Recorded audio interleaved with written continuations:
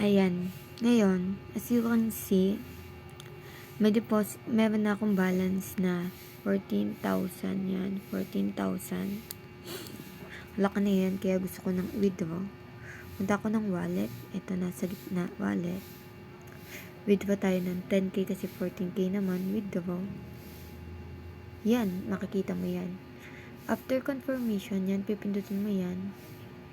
Hihingan ka na naman niya ng deposit na 1,000 para daw maka-withdraw ka kasi para safe daw yung account mo.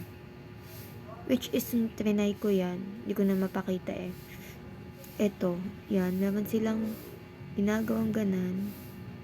Yan. Ito. Yan. Pagtapos mo na, may mga pinapagawa pa silang task na halimbawa, kailangan mo maka 100 na laro dun sa isang game. Dun sa, nagbibigay sila ng game. 3 task kasi kanina. So, ngayon, after mo mag-deposit, may task na naman.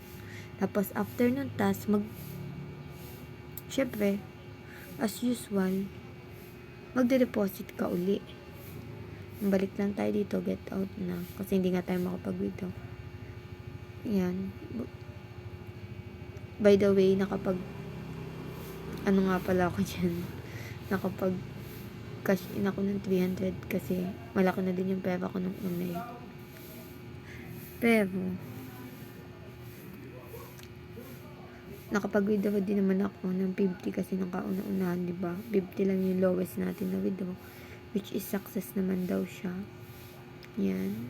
Success daw. Yan. So, you can see talaga 14,000. Pero sa ibang games, dito kasi nakakapagtaka, hindi ka makapaglaro. Kailangan mo daw maging VIP, something ganun. Ayan, hingan ka nila ng, dapat VIP 3 ka na daw. Di mo malalaro. Which is nakakapagtaka na talaga nung una pa lang. Pero dahil hindi pa nga natin alam, yan. Dito ka lang makakapaglaro, yan. Diyan lang umiikot yung task nila na kailangan makapaglaro ka. Based on my experience, hindi talaga ako naka-withdraw dito. Yung 50 pesos lang nakauna-unahan. Then, wala na next na withdraw.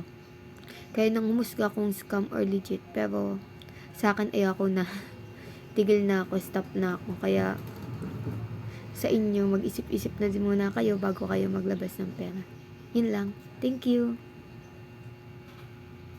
Hope na sana nakatulong to sa inyo.